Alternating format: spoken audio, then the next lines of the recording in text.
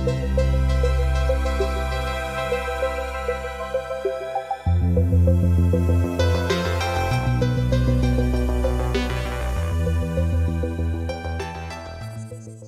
near-death experience from Robert B., posted to the Near-Death Experience Research Foundation.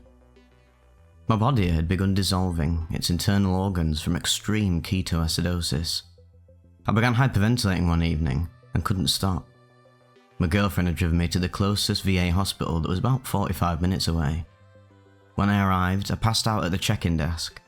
It was determined the hyperventilating was my body attempting to release the carbon dioxide being generated from the ketoacidosis, dissolving my internal organs. They told me later that most people are only able to expel about 40% of the gas and die from a fixation. Luckily, I was expelling around 95%, which allowed me to survive long enough to get to a facility that could immediately resuscitate me. My near-death experience. I was immediately taken to something like the event horizon of a black hole. I saw the swirling gases flowing into a central black disk. Around it was an accretion cloud that was distorted by the intense gravity of the object. It was exactly as you see from scientifically accurate images of what black holes would look like. There was an invisible path in front of me that led into the black hole. I was hesitant as I knew it would be a one-way trip. While I was thinking about this, I got a sudden data dump into my brain. All knowledge in the universe was becoming available to me. All the questions I ever had in life were being answered. I felt contempt. Then I felt peaceful, and all the anger I carried in life was suddenly gone.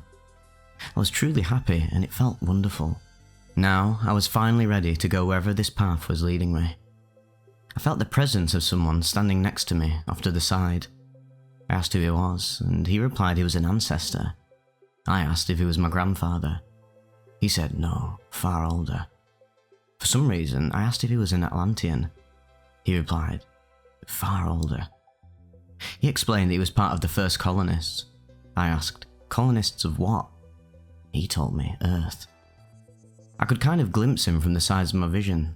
He was wearing a black suit, like a form-fitting suit with metal plating covering portions of it.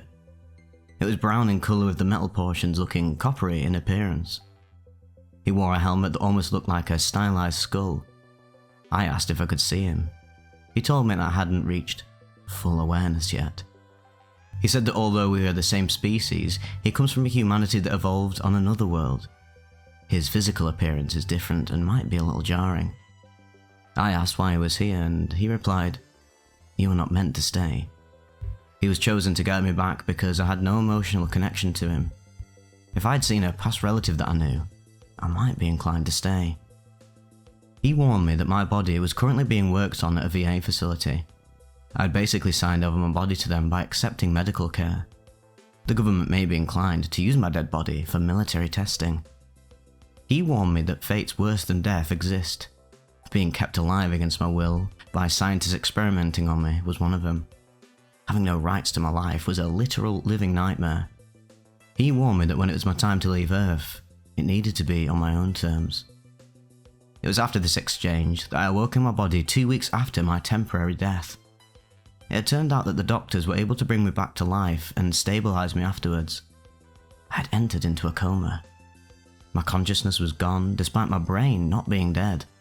It was like I left behind a functional body, but with no software to run it. The doctors even told me it was as if my consciousness was somewhere else during this whole time.